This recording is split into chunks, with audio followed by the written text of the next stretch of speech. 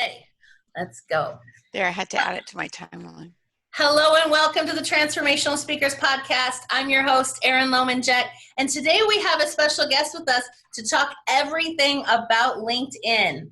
Janice Porter. Welcome, Janice. Thank you so much, Erin. It's my pleasure to be here.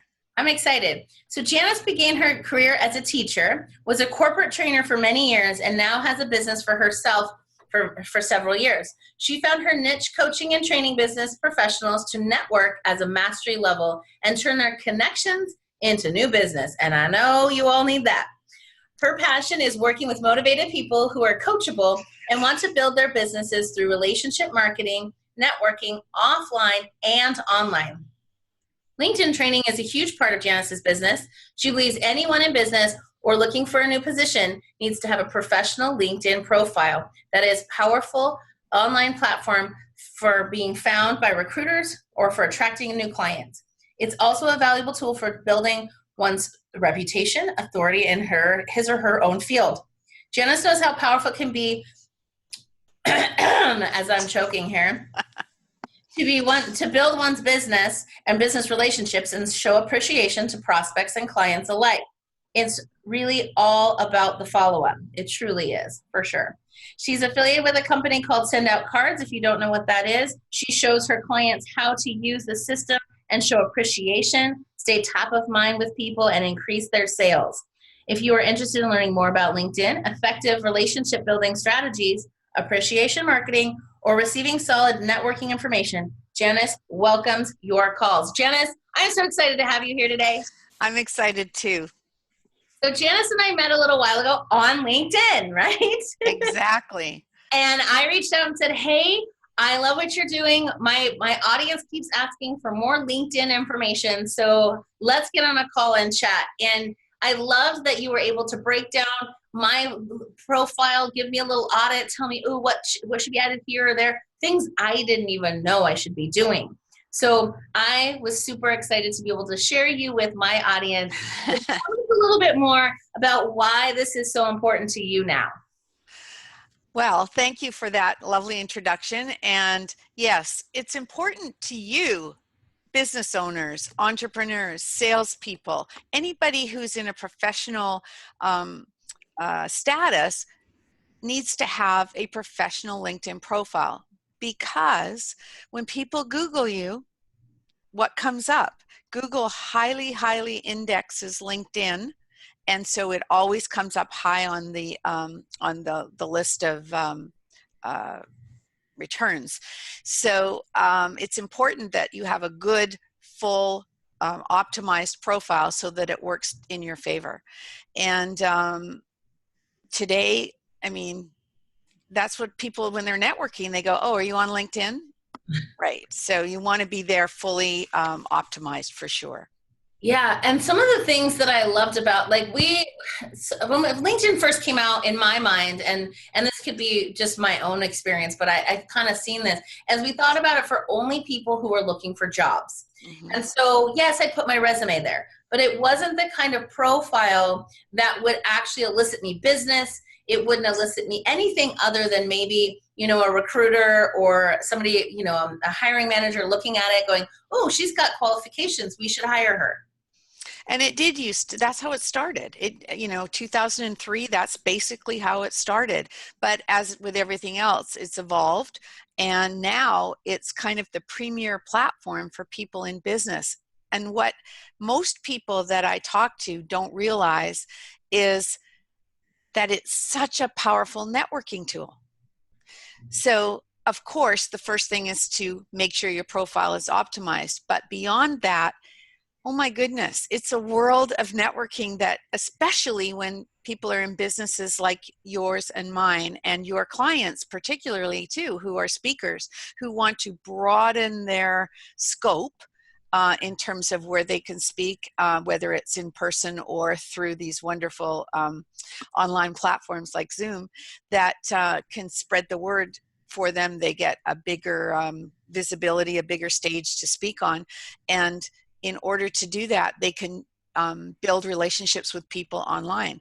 I used to go to a lot of networking events, and I have to say that once I found LinkedIn, I did a lot more networking online and don't have to go out in the trenches as much anymore to visit with people. Right. And I think for a lot of those people who are introverts, this is like, oh, right? Yes, They're going to be yes. all excited to hear this. Yeah. And I think the thing is being able to do both.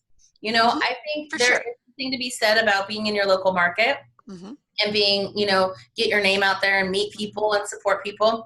But there is a whole other world out there. And I have talked to, in the last 2 weeks, I've been in Japan, Australia, the UK, Ireland, and Japan. Like, it's been all over the place, right? So it has been amazing to think, like, wow, you really can. It's later today, I think I'm talking to Australia.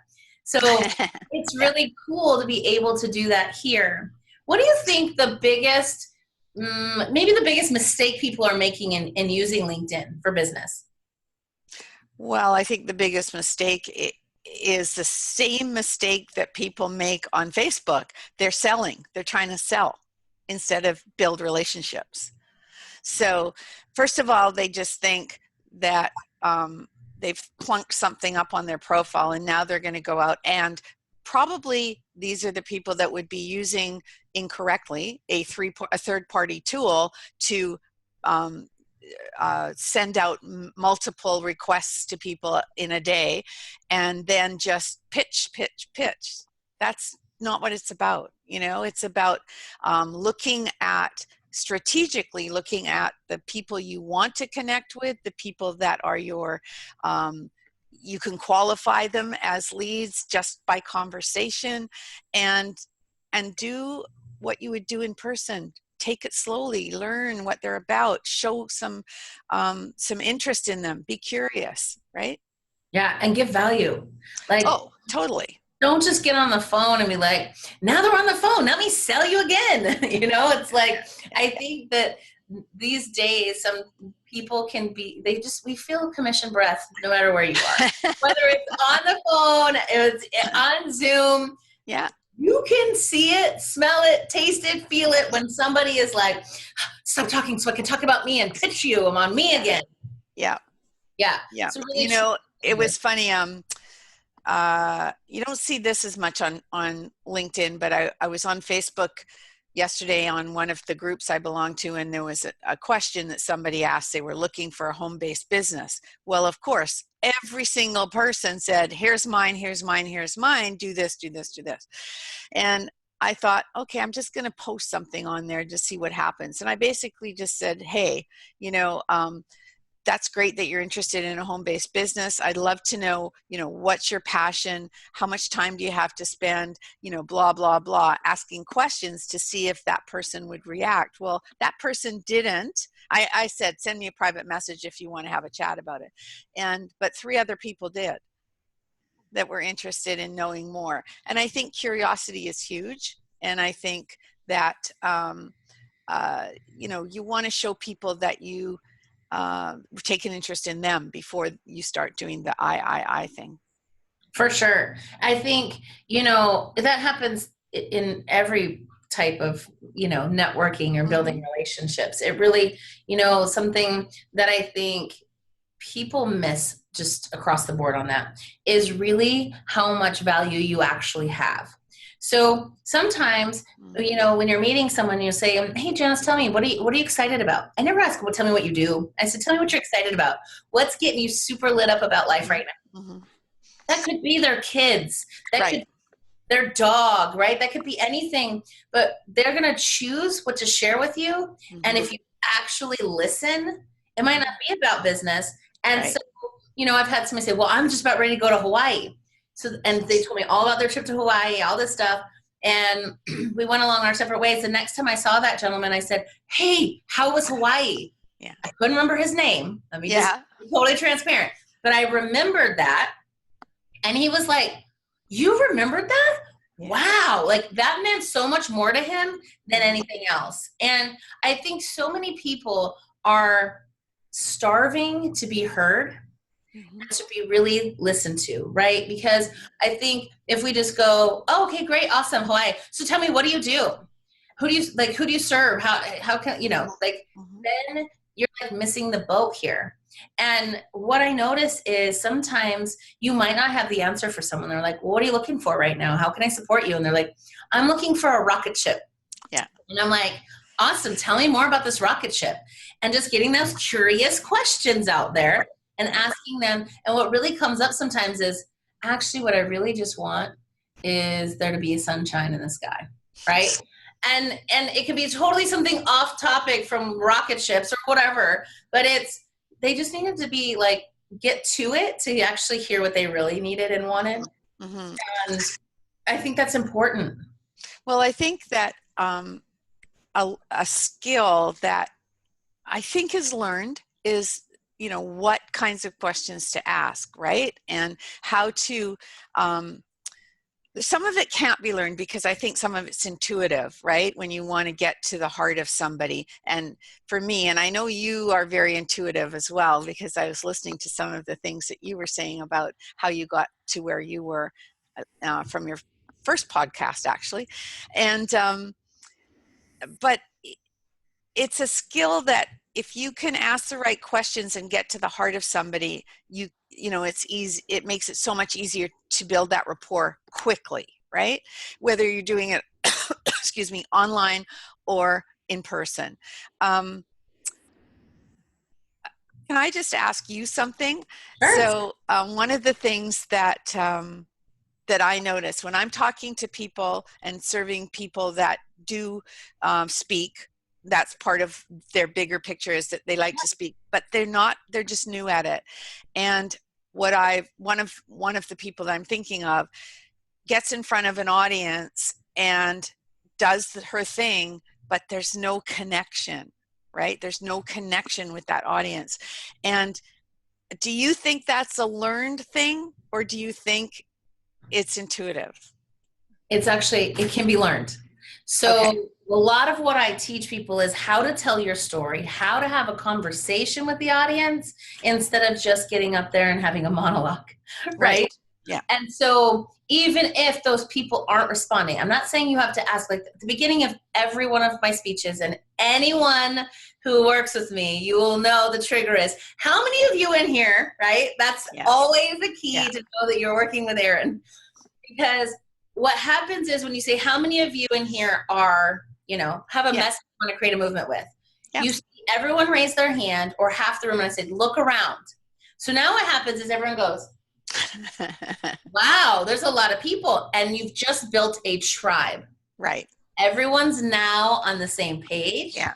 They're headed towards the same direction. They feel included. Even the little lone introvert that might not have raised their hand is now going, oh, okay, I'm not alone. All right. Yeah. And so that helps. And then when you have you tell your story, it's not, I got out of bed, I put my feet on the floor, I brushed my teeth, I thought to myself, am I good enough? And then I walked out the door and got ready for the day. A lot of people tell their story as if it's a task list. They're just going through the story. And instead, flipping it to, instead of saying, I was so angry that my fist balled up and I had the heat in my chest, and that vein, I had that popping in my forehead. Now, if I turn it and I said, I was experiencing that kind of anger. The kind of anger when your fist ball up, your chest gets on fire, and that vein you got going on is popping, right? Now all of a sudden those people are in their story and not yours.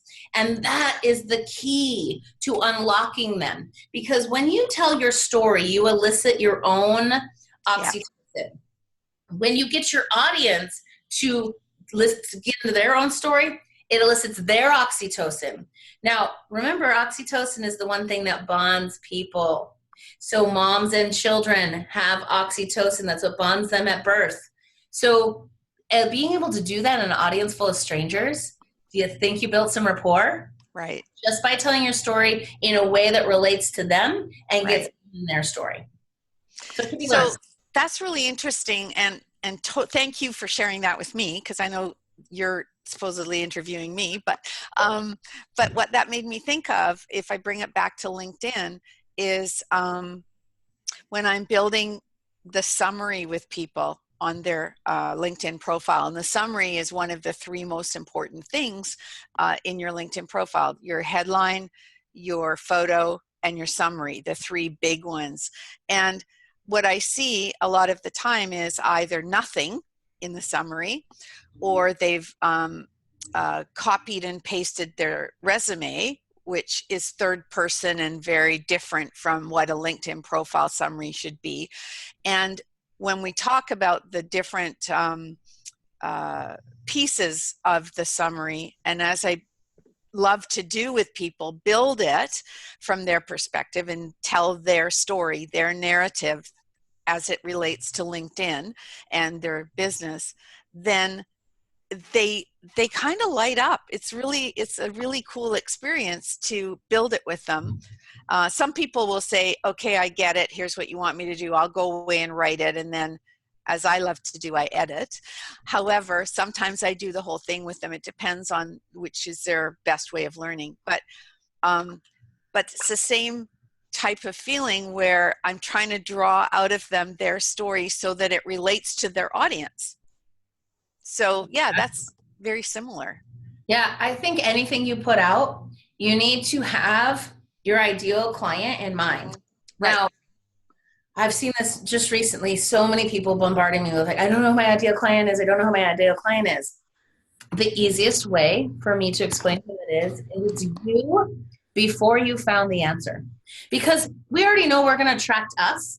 Mm-hmm. I'm going to attract ENFPs. I'm going to attract unicorns. I'm going to attract people that are disruptors. I am going to attract those kind of people, knowing that that's who I am. So then I think back, who was I 2 years ago? Who was I 3 years ago? Who was I 5 years ago? You can create your whole customer journey by going back to the beginning. The beginning 5 years ago, well, it's been 7 now, but let's just say 5 years ago. Where was I at 5 years ago? What was I looking for? And what did I need most in my business? Then what did I need 3 years ago? Then what I need 2 years ago? Those are the things you can teach people, right? And so it's not, don't overcomplicate it. It's not men and women between the ages of 12 and 15 and, all of that stuff. That's only when you do advertising, when you're placing Facebook ads, when you're doing things like that.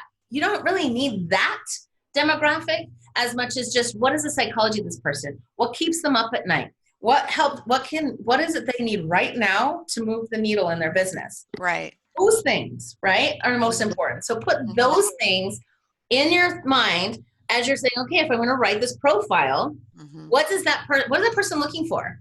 What can I say to get them excited to get on a call with me? Right, exactly. And so how do you I know that there's a lot out there also, so that you put your profile up there, you get all these things in there, and then how do you start using it to network? What is your strategies that you've used?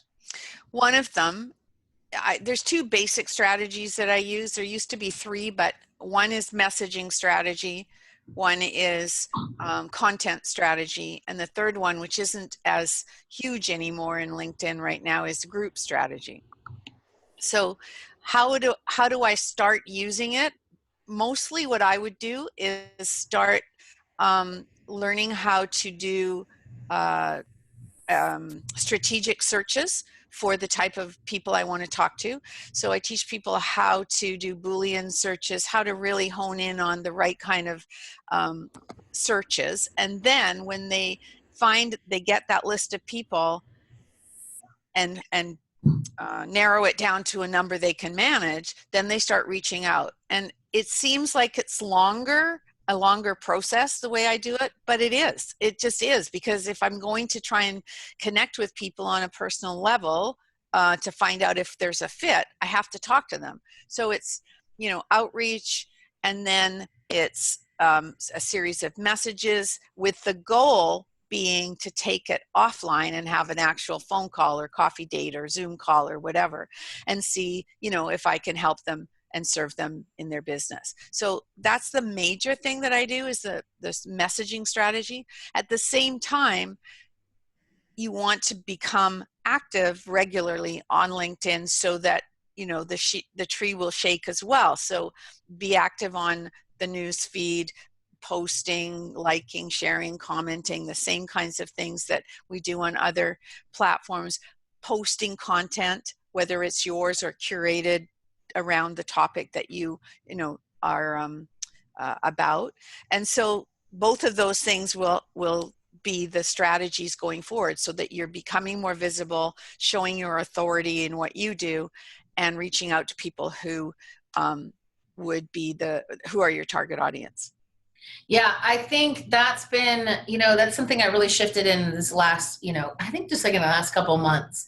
And so setting up a search inside of LinkedIn, you can search for a lot of my ideal clients are coaches, authors, consultants, speakers, right? Mm-hmm. And so I search for those titles.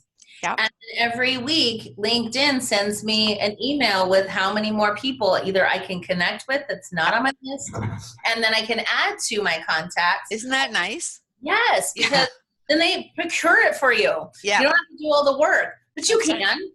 You can come up with, I even came up with a sort of canned, starting the conversation like message. Right. That you can kind of put in there. But make sure when you do that, it's not like you just go, hey, Janice, and it's the same. Make sure you look at their profile and something that you liked, something that interested you, because then they know you're not just spamming them. It's not just a bot. So let me give you, if I may, let me give you an example. Today on LinkedIn, they're missing, they took away some of the things that used to be helpful, I thought. One was a section called interests, where you could put your interests. We don't have that anymore, but we can still do it in different ways, okay? And why is that important? Because something will come up, and now it didn't with us. There was something that maybe you mentioned it in our initial conversation, but we found out that we were both connected to a personal development organization, which right away, I think, bonded us, because we know that, right? And so sometimes you'll call someone, in this case, it was a referral for somebody that needed some LinkedIn training. So I called this person, I looked at his LinkedIn profile. I couldn't really find anything to connect with him about, except there was one thing on his profile that said he played rugby. Now, I have background in, husband playing rugby, university, all of that stuff. So we were talking, and I said, I see you play rugby. And he said, well, I did. I said, where did you play? He said, well, I was actually in Vancouver at the time. He wasn't now. And he said, I played for BC. And I said, oh, I said, I thought he was the same age as this guy I knew. I said, would you happen to know this person who played for BC? He said, yeah, actually we played for Canada together. And knew him very well. Instant rapport, right? Whereas there was nothing else on his profile that I could find that we had as a connection. Having, interspersing things like that can really be useful for finding that one thing that will help you build that rapport. And you need to be aware of things like that on LinkedIn. And I always encourage people, somehow we find a way to put them in. It might be a project, it might be an organization, a volunteerism thing that you do, something that will show you as a, more rounded person, or what your interests are. Yeah, I think that that's important, because one of the things I always say is, first and foremost, I'm a mom and a wife. Mm-hmm. That takes precedence. This week with the snowmageddon here in Seattle, I have been a stay-at-home mom, trying to do business, baby on the hip, making my calls, closing deals. And, but that is and that's the reason I do what I do, right? Like, of course, your why. Yeah. Yeah. So you need to be able to have people really getting that you are a whole person. And that you can, I saw somebody post today, it's kind of interesting, this is coming up. He said, if you're a parent and a business owner, don't hire a coach that's not. And here's why. And I totally agree with this in the sense, because somebody that's single, who can stay up all hours of the night, who can burn both candles at both ends, who can't, has more time flexibility than, a mom does, or a dad. It doesn't, maybe the goals being set up and how they're delivered might not be the same, and not have understanding. Like when I say, Oh, yeah, I got called home. I got 10 minutes with a client yesterday, and I got called to go pick up my son from school because he was sick, right? So as a coach, somebody's got to understand that that's why I didn't get things done today or whatever, right? And I think sometimes that really is important to look at what else do these people have to offer? What Right. other things can you connect with to Mm-hmm. have that deep rapport? Exactly. It's huge. So so what is your system? So you reach out, you send a couple messages, then you get them on the phone, and then do you immediately just sell them then? Tell people like kind of how you build a relationship since you're kind of going through like, just set me up as I'm the person you're reaching out to. Well, I think what I normally do is, I start a conversation around, how can I serve you, or is there anything, have you looked, one thing on LinkedIn that people, again, don't take advantage of is, okay, if you and I are first level connections, we are directly connected on LinkedIn, please feel free to look through my connections and see if there's anyone I can introduce you to.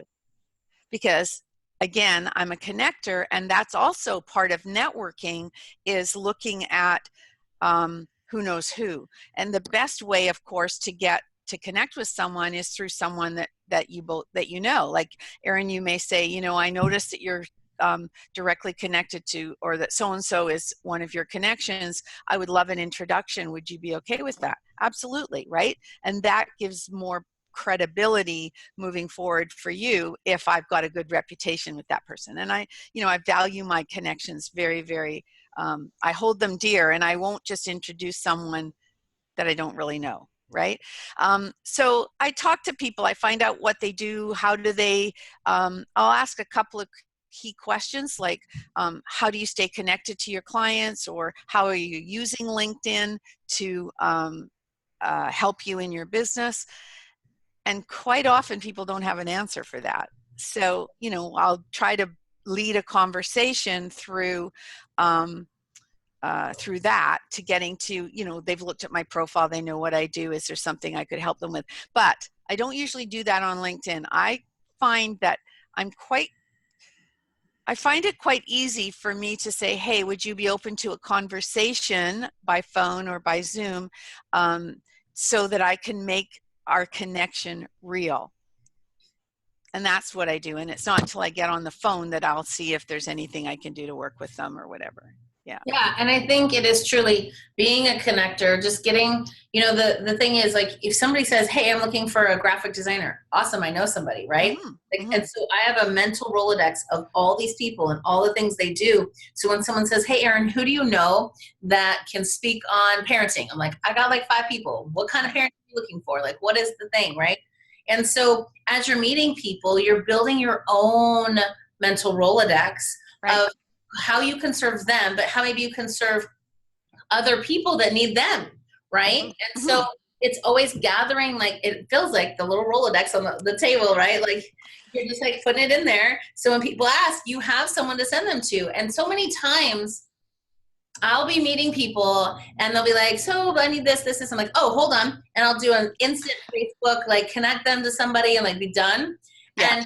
And they'll walk off from me, go start a conversation with someone else, and then they'll walk them over to me. Have you met Erin yet? She's amazing. She already helped me figure out the solution to my problem, whatever, here. And so sometimes I stand at events or networking groups and people bring people to me. And Nice. then it's already third party validated, even though the person bringing them I just met. Yeah. But they're like, wow, she already served me. Let me see who else she can serve. And Yeah. it just snowballs. Awesome. That's awesome. In fact, as the whole time we're talking, I keep thinking about this woman I spoke to 2 days ago that I met on LinkedIn. She's in England. She is very interesting, has this new software to do with for coaches. And I want her to talk to you because I think you've got circles that you might be able to work with. I think it's a good connection for you. So I'm going to do that. Awesome. Make sure you guys talk. This is the beauty of actually getting out there and meeting people and meeting other connectors that can help you as well. You don't have to be the top of the pyramid of the connecting piece. You can be in the middle going, oh, I'm happy to take that. Let's do that. Exactly. So I love that. So when, some of the things that I think that people don't realize is even getting into corporate gigs. So searching for, Mm-hmm. There's been times, and maybe this is not so known out there, but there are places that I get speaking gigs and workshops and consulting from searching the job section in LinkedIn. Mm-hmm.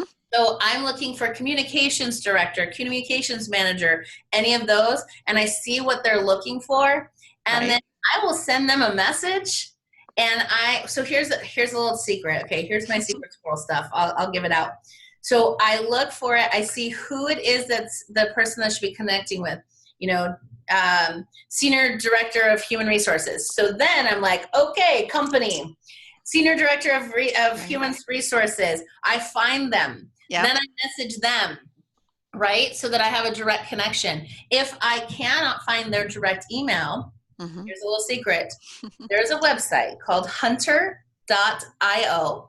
You type in the person's name and the company, and it sends its AI to search the entire web for the email address.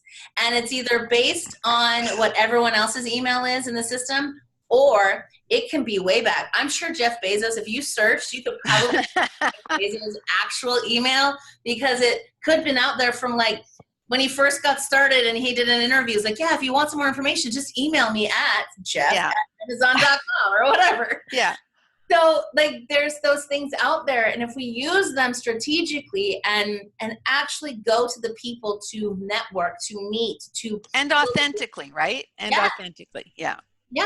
The world is your oyster. Like, I think so many people, especially like leadership coaches, executive coaches, speaking coaches, anybody that has something to take into corporate, right? This should be where you are. Yeah, exactly. Oh, totally. And you should be there in style, right? You should be there in style. You should make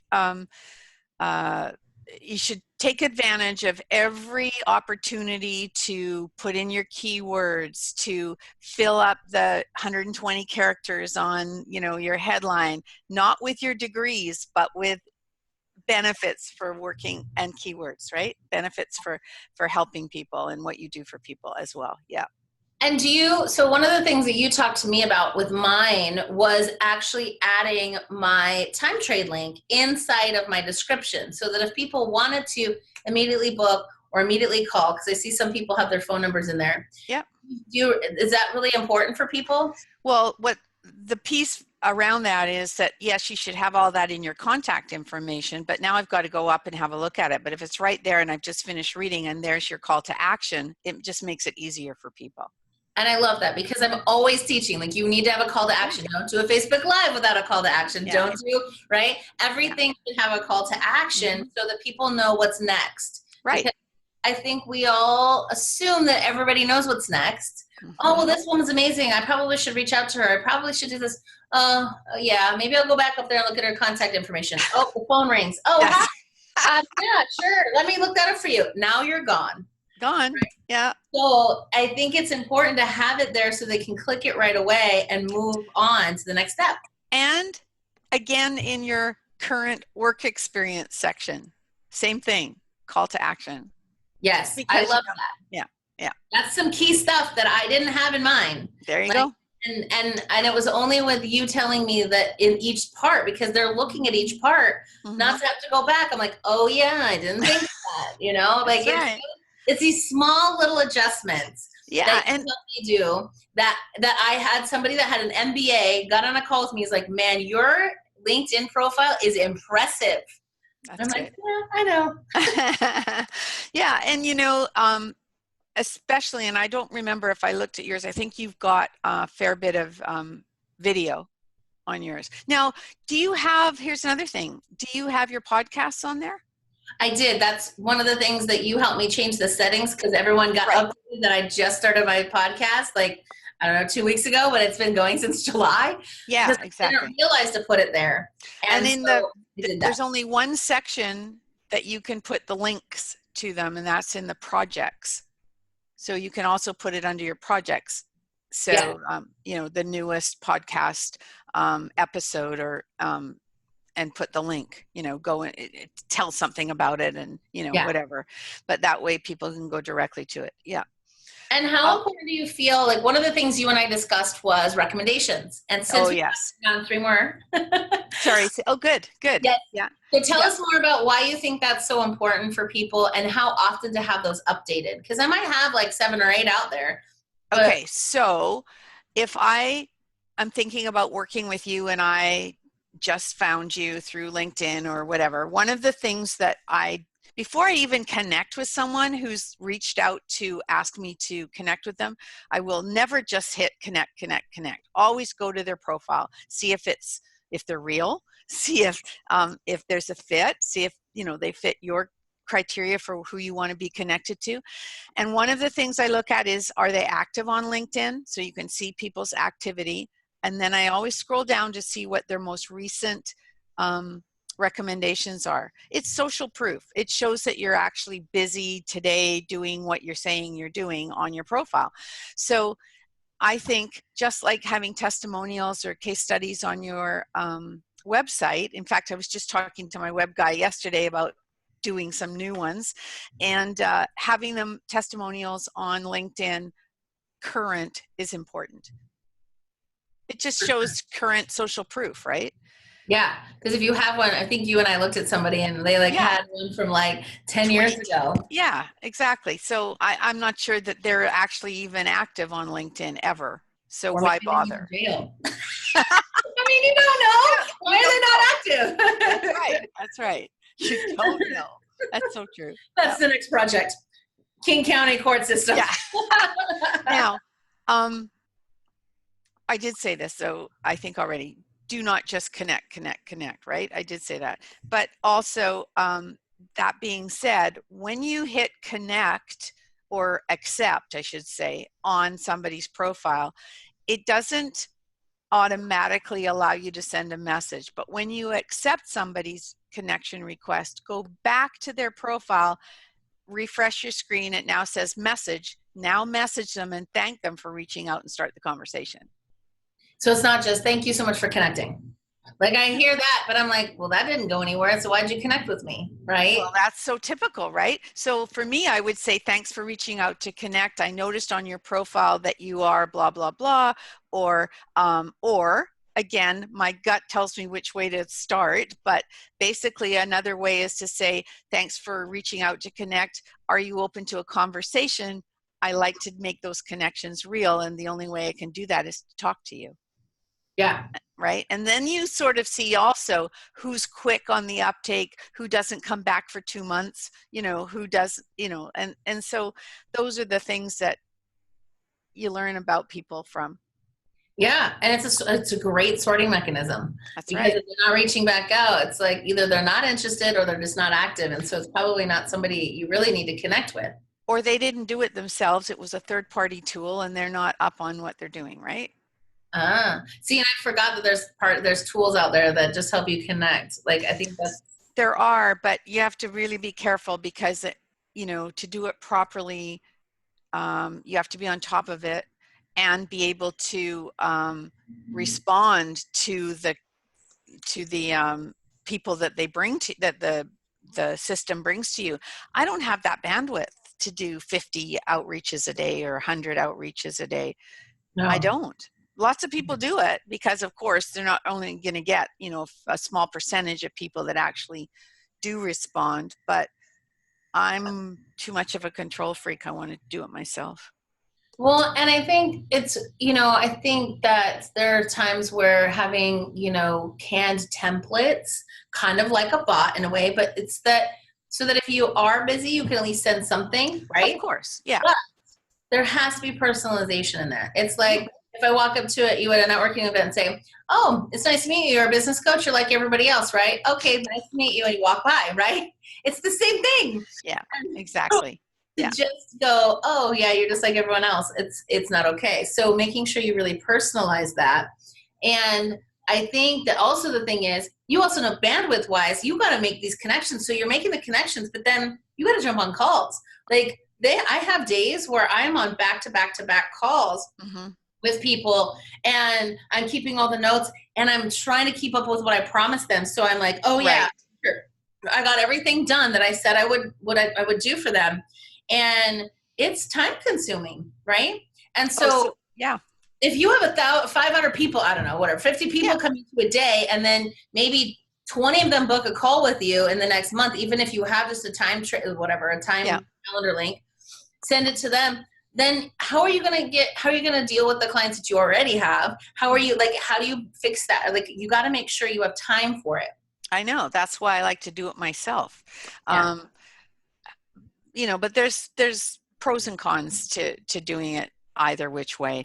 One of the things though that I do when I do get to talk to people is I go with the other side of my business is I always ask them for their mailing address so that I can send them a card as well. So that hopefully sets me apart a little bit when they get a card from me. So Yes, because you keep them top of mind. Again, you're being in front of them. I right. always say the longer you can be in front of people, the Mhm. more they will know, like, and trust, the more they'll pay for you, Right. right? Yeah. So, like, seeing a quick little Facebook ad, you're not going to jump them straight into I don't know, a $20,000 offer. That Right. doesn't work. It Exactly. doesn't Yeah. correlate. But you could Yeah. slowly, like, to a webinar that they get to know you more, then to maybe a call, then you're building up the time you've spent with people so that you can sell them or offer them whatever their solution Right. is to their problem. Right. Yeah. So tell me, last but not least, I would love to know, what are the top 3 things that people should go today and do? And then I want to ask you again, I want to ask you more about send out cards so that people have an idea what that is as well. So your question is regarding LinkedIn. What are the top 3 things they should do on LinkedIn? Well, first of all, they should have a professional photo because you have 7 seconds to make a first impression. And I don't want to see your logo. I don't want to see no photo. And I don't want to see a selfie. I want to see a professional photo where I can see the whites of your eyes and whether it looks inviting to talk to you, right? I want to see a headshot. Secondly, if you are in business that or are a sales professional, most people have a personalized banner because that turquoise blue stars that's default doesn't look as though you've put any effort into it. Make it personalized in some way. It could be a banner that's got your company name and your website, or it could be a photo banner that's like you speaking on stage, something that shows that's connected with your business. And thirdly, really think through or get help with your headline, because whenever somebody Googles you or searches you on LinkedIn, or whenever you comment on somebody's post, your name, your photo, and your headline show up. So make those 120 characters count. And can I give you 2 little hacks? Yes. One, there is a hack right now, or a workaround for some reason, that if you do your headline from your smartphone, you get actually 220 characters, not 120. Now you have to be careful. Sometimes it works, sometimes it doesn't. And what I have found is mine worked, but then when I made changes to something else, like it changed my photo on my computer, it said, wait, you have too many characters in your headline. So it wouldn't save it. And then I had to do it again from my phone. But it is kind of nice to have more than 120 characters. So you can try that. And secondly, this isn't a hack, but it's a new feature that's just come to LinkedIn, and not everybody actually has it yet. On your news feed, you'll see you can upload a photo or a video and your comments. Now there's another little symbol that just showed up on mine yesterday. It's a document. So now you can upload documents as well, which you weren't able to do in the newsfeed before and have them seen. So I'm just investigating that actually as we speak. I love it. Mm-hmm. And should people, so this is something that you and I talked about. Is it really necessary to have like the premium, the business, the profile, like all those other things? Do you think it's really necessary, or do you just agree that you can do a lot without it? I think that you can do a lot without it. And I think if you're going from 0 to, 500 right away, why waste the money until you understand what you're dealing with, right? If you are a person that mostly deals with CEOs and top level C-suite executives, that maybe by sending a paid in-mail, you would have, or an in-mail, which is, it's paid by your subscription to a premium account, gives you access to that way that you wouldn't have with a basic find, then give it a try. But be cautious, because if you do the free trial on a premium or Sales Navigator platform, and you don't remember to cancel it, you're going to be charged for a whole year. So just be careful on that. I love it. So yeah, I say it's not necessary when you're just getting started. All right. And together we can try. Thank you. I love that. Tell us more about send out cards. You mentioned it, and I think this is another great opportunity to add more value of what you actually have. That's not just here's how you create your LinkedIn, but how else do you manage, connections and relationships and build that more? So tell us a little bit more about how that works. So basically, send out cards is just another tool, another system that allows you to stay connected with people regularly and can be systemized. Okay, so if you meet somebody new and there's a connection, and with everybody it's all about timing, right? It might not be right for them yet, whatever you're offering them, but you want to stay connected because they didn't say no, and so you want to, in marketing terms, drip on them for until the time is right. You can create what's called a scheduled card send in Send Out Cards. Send Out Cards is an online greeting card and gifting system that allows you to send real cards and gifts in the mail. So you get that touchy-feely, it's old school. We call it high-tech, high-touch. Okay, so and so if you have someone that you want to drip on, you can create a 4 or 5 card campaign that once you've sent the first card that says, hey, thanks for taking an interest, in what I do, and I'd love to stay connected, and, whatever. And once you send that card and you have programmed the next 3 or 4 cards to go out on an interim basis, you don't have to worry about it because they will go out by themselves based on how you've set it up. So that's one thing. Secondly, my favorite quote, which I just put on my Facebook banner, people will forget what you said, people will forget what you did, but they will never forget how you made them feel. Thanks, Maya Angelou, right? Once you send them something in the mail, whether it's just a card or a box of brownies or something, they will feel something. Did you get my card? Yeah, I have your card, and yeah. I was just thinking, this hangs up, and since Tracy Warren's been watching us. Hi, Tracy. She sent this to me a while ago. Oh. Happy birthday card, and it has my mentor Brendan on it. And so I have it hanging here that just is like a little quick reminder of so it does mean something when you get something physically and tangible in your hands. And you're right. Like I said earlier, how you make people feel, if you can help them elicit their own chemicals, get high on their own supply. And you know what makes that happen a lot is if you put their picture on it. If you put their picture on the card and it's part of the, which is very easy to do with Send Out Cards. And I use Facebook a lot for that because you see people having celebrations of life, or they lost their puppy, or they got a new grandchild or a new baby, and you put that on the front from a public Facebook post. You get to put it right on a card, and by the way, you can do it right from your phone now. So that's what even makes it better. And they get a card with their picture or their puppy or their baby on it. Oh my God, they never throw it away. And guess what's on the back? Your branding. It's brilliant. Yeah. So Send Out Cards is an amazing feature, amazing tool. And I just love how I can spread kindness and make people feel good by using it. So how can people get more of you? How can people reach out to you? Have you conduct an audit of their LinkedIn profile? Tell us more about that.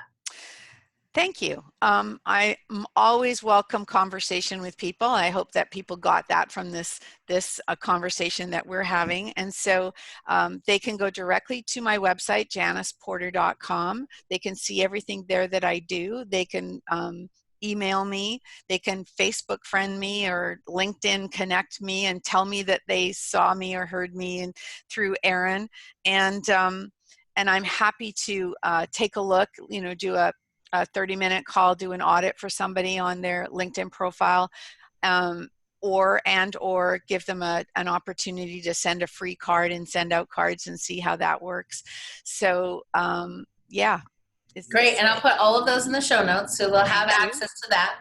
And my last question is always the same. Okay. So I always think about, who I am in the future. ELJ is what I call her, and it's funny, my girlfriend yesterday said, I'm going to get you a big canvas that said, what would ELJ do, and have it in my logo, because I use myself as my advisor a lot of times. And so I'm like, what would ELJ say to me today?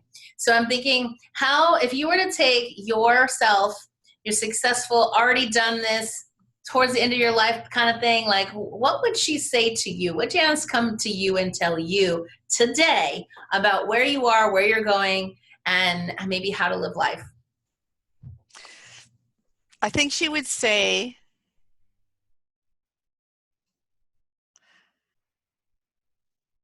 follow through on the things that you say you're going to do. Always follow through.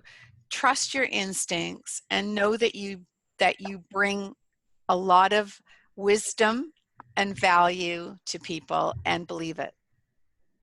Yeah, I think a lot of times we have to borrow the confidence from our future self in those moments where we're like, am I good enough? Am I smart enough? Do I know enough? Is this enough? And so I love bringing that futuristic self into today. Yeah, that's really good. Good question. Yeah, it always gets people going, ooh. Mm-hmm. And I love it because if those who are watching live, I always broadcast this live on my page, but at the same time we're recording for the podcast. But for those of you watching live, you can always see all of the facial expressions, the hand gestures, all the things that we talk about. You can actually see them, and then on my YouTube channel as well. So it is another. Sorry. Trying to stop it. I'm talking to myself all of a sudden. See, that's the past me, and this is the future me. So maybe I should go tell her to be quiet.